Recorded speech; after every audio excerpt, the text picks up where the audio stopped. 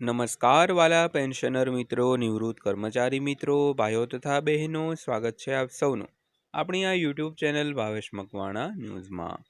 તો પેન્શનર મિત્રો, આજના વિડીયોની અંદર આજે આપણે વાત કરવાના છીએ પેન્શનરોની 15 વર્ષની રાહનો આખરે આવ્યો છે સુખદ અંત। તો જાણો 15 વર્ષનું સંપૂર્ણ બાકી પેન્શન ક્યારે મળશે। તો પેન્શનર મિત્રો, કઈ રાહનો અંત આવ્યો છે અને પેન્શન ક્યારે મળશે તે પણ સંપૂર્ણ તેની આજના વિડીયોની અંદર આપણે વાત કરવાના છીએ। તો આજનો આ વિડીયો તમે ધ્યાનથી જોઈ લેજો તે પણ અંત સુધી, એટલે બધી જ માહિતી તમને વ્યવસ્થિત રીતે સમજાઈ જશે। અને હજી સુધી જો આપણી આ ચેનલ તમે સબસ્ક્રાઈબ ન કરી હોય તો ડેઈલી આવી જ અપડેટો મેળવવા માટે આપણી આ યુટ્યુબ ચેનલ અત્યારે જ સબસ્ક્રાઈબ કરી લેજો દોસ્તો। તો જોઈએ આજનો આ વિડીયો। તો આજે આપણે એક એવા મહત્વપૂર્ણ વિષય પર વાત કરવા જઈ રહ્યા છીએ જે લાખો પેન્શનરો અને તેમના પરિવારજનો માટે ખૂબ જ અગત્યનો છે। તો 15 વર્ષ બાદ સંપૂર્ણ પેન્શન મળવાની જોગવાઈ શું છે, કોને લાભ મળશે અને ક્યારે મળશે। તો જો તમે પણ રાજ્ય સરકાર અથવા કેન્દ્ર સરકારના નિવૃત્ત કર્મચારી છો તો આ વિડીયો અંત સુધી જરૂર જુઓ, કારણ કે આજે અમે સંપૂર્ણ અને સરળ ભાષામાં સમગ્ર માહિતી આપવાના છીએ, તે પણ વિગતવાર। તો ખાસ કરીને આજના વિડીયોમાં તમારા માટે ખૂબ જ જાણવા જેવા વિષય ઉપર આપણે ચર્ચા કરવાના છીએ। તો વિડીયો ખાસ કરીને અંત સુધી જોઈ લો એવી અમે ફરીવાર દિલથી નમ્ર વિનંતી કરીએ છીએ દોસ્તો। તો જોઈએ આજનો આ વિડીયો વિગતવાર। તો સૌથી પહેલાં વાત કરીએ તો 15 વર્ષ બાદ સંપૂર્ણ પેન્શનનો નિયમ શું છે। તો મિત્રો, ઘણા પેન્શનરોએ નિવૃત્તિ સમયે કોમ્યુટેશનની સુવિધા આપવામાં આવે છે।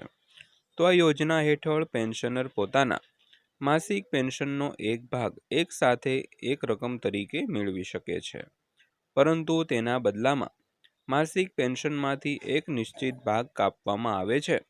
તો સામાન્ય રીતે પેન્શનના 40% સુધીના ભાગનું કોમ્યુટેશન કરવામાં આવે છે દોસ્તો। તો ખાસ કરીને કોઈ પેન્શનર નિવૃત્ત થાય ત્યારે એક સાથે પેન્શનનો અમુક ભાગ હોય તેમને આપવામાં આવતો હોય, પછી અમુક મહિને અમુક જે રકમ હોય તે તેના માસિક પેન્શનમાંથી કપાત થતી હોય છે। તો સામાન્ય રીતે પેન્શનના 40% સુધીના ભાગનું કોમ્યુટેશન કરવામાં આવે છે। તો પછી શું થાય છે તેની વાત કરીએ તો ઘણા પેન્શનરોના મનમાં પ્રશ્ન હોય છે કે આ કપાત ક્યાર સુધી ચાલુ રહેશે, એટલે કે ક્યાર સુધી ચાલશે। તો મિત્રો, નિયમ મુજબ કોમ્યુટ કરેલી રકમની વસૂલાત 15 વર્ષ સુધી ચાલે છે। તો એકવાર 15 વર્ષ પૂર્ણ થઈ જાય ત્યારબાદ પેન્શનમાંથી થતી કપાત બંધ થઈ જાય છે અને ત્યારથી પેન્શનરને ફરીથી સંપૂર્ણ પેન્શન મળવાનું શરૂ થાય છે। તો આ જ કારણ છે કે હજારો પેન્શનરો છે તે 15 વર્ષની રાહ જોતા હોય છે। તો ખાસ કરીને આજે એક સાથે રકમ મળતી હોય પેન્શનની, તે 15 વર્ષ સુધી કપાતી હોય છે અને 15 વર્ષ પછી સંપૂર્ણ પેન્શન છે તે મળી જતું હોય છે। તો હજારો પેન્શનરો હોય તો તેના પેન્શન શરૂ થયાની 15 વર્ષની ખાસ કરીને રાહ જોતા હોય છે। ત્યારબાદ વાત કરીએ તો 15 વર્ષ પૂર્ણ થયા બાદ કેટલો વધારો થાય છે। તો ધારો કે કોઈ પેન્શનરને નિવૃત્તિ સમયે ₹20,000 પેન્શન મંજૂર થયું હોય અને તેણે 40% કોમ્યુટેશન લીધું હોય તો શરૂઆતમાં તેને લગભગ ₹12,000 જેટલું પેન્શન મળતું હશે, બાકીના 8,000ના ભાગની કપાત થતી હશે। તો જ્યારે 15 વર્ષ પૂર્ણ થાય છે ત્યારે આ કપાત બંધ થાય છે। તો 15 વર્ષ બાદ બંધ થતી અને પેન્શન છે તે ફરીથી સંપૂર્ણ શરૂ થઈ જાય છે। આથી માસિક આવકમાં પણ નોંધપાત્ર વધારો જોવા મળે છે। તો ખાસ કરીને વાત કરી તેમ 15 વર્ષ પૂર્ણ થયા બાદ કેટલો વધારો થશે। ત્યારબાદ વાત કરીએ તો કોને આનો લાભ મળશે। તો આ લાભ લેવા માટે એવા તમામ પેન્શનરોને મળે છે જેમણે નિવૃત્તિ સમયે કોમ્યુટેશનનો ભાગ લીધો હતો। તો ખાસ કરીને રાજ્ય સરકારના નિવૃત્ત કર્મચારીઓ, કેન્દ્ર સરકારના નિવૃત્ત કર્મચારીઓ, વિવિધ સરકારી બોર્ડ અને નિગમના પેન્શનરો તેમજ પરિવાર પેન્શન સિવાયના નિયમિત પેન્શનરો। ત્યારબાદ વાત કરીએ તો કેવી રીતે જાણશો કે 15 વર્ષ પૂર્ણ થાય છે। તો મિત્રો, તમારી પાસે પીપીઓ એટલે કે પેન્શન પેમેન્ટ ઓર્ડર, જેને લઈને આજના આપણે આગળના વિડીયોમાં પણ ચર્ચા કરી હતી, તો વિડીયો ખાસ જોયો ન હોય તો જોતા આવજો. તો પીપીઓમાં કોમ્યુટેશનની તારીખ દર્શાવેલી હોય છે. તો તે તારીખથી 15 વર્ષ પૂર્ણ થતાં જ સંપૂર્ણ પેન્શન પુનઃસ્થાપિત થવાનું હોય છે. તો જો 15 વર્ષ પૂર્ણ થયા બાદ પણ સંપૂર્ણ પેન્શન મળતું ન હોય તો બેંક અથવા તો ટ્રેઝરી કચેરીનો સંપર્ક કરવો જોઈએ.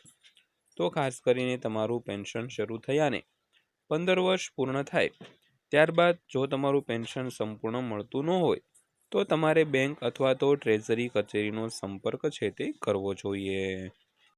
તો ત્યારબાદ વાત કરીએ તો શું કોઈ અરજી કરવાની જરૂર પડે? તો મોટાભાગના કેસમાં સંપૂર્ણ પેન્શન પુનઃસ્થાપિત કરવાની પ્રક્રિયા ઓટોમેટિક હોય છે, પરંતુ કેટલીકવાર ટેકનિકલ કારણોસર વિલંબ થઈ શકે છે. તેથી 15 વર્ષ પૂર્ણ થવાના થોડા મહિના પહેલાં પોતાની પીપીઓ અને પેન્શન વિગતો ચકાસી લેવી જરૂરી છે. તો ત્યારબાદ વાત કરીએ તો પેન્શનરો માટે ખાસ સલાહની. તો પીપીઓની નકલ સાચવીને રાખો. બેંક પાસબુક નિયમિત ચકાસો. 15 વર્ષ પૂર્ણ થવાની તારીખ નોંધી રાખો અને કોઈ ગડબડ જણાય તો તરત જ સંબંધિત અધિકારીનો સંપર્ક કરો. તો મિત્રો, આખરે 15 વર્ષની લાંબી રાહ બાદ પેન્શનરોને સંપૂર્ણ પેન્શન મળવાનું શરૂ થાય છે, જે તેમના માસિક આવકમાં મોટો વધારો લાવે છે. જો તમારી 15 વર્ષની અવધિ પૂર્ણ થવાની નજીક છે તો તમારી પીપીઓ અને પેન્શન રેકોર્ડ જરૂર તપાસી લેજો. તો આ માહિતી ઉપયોગી લાગી હોય, વિડીયો ગમ્યો હોય તો વિડીયોને લાઇક કરજો, શેર કરજો અને ચેનલને સબસ્ક્રાઇબ કરી બેલ આઇકોન દબાવવાનું તો ભૂલશો નહીં પેન્શનર મિત્રો. તો ફરીવાર પાછા મળીશું એક નવા વિડીયો સાથે, નવી માહિતી સાથે. ત્યાં સુધી સૌને જય હિન્દ, વંદે માતરમ.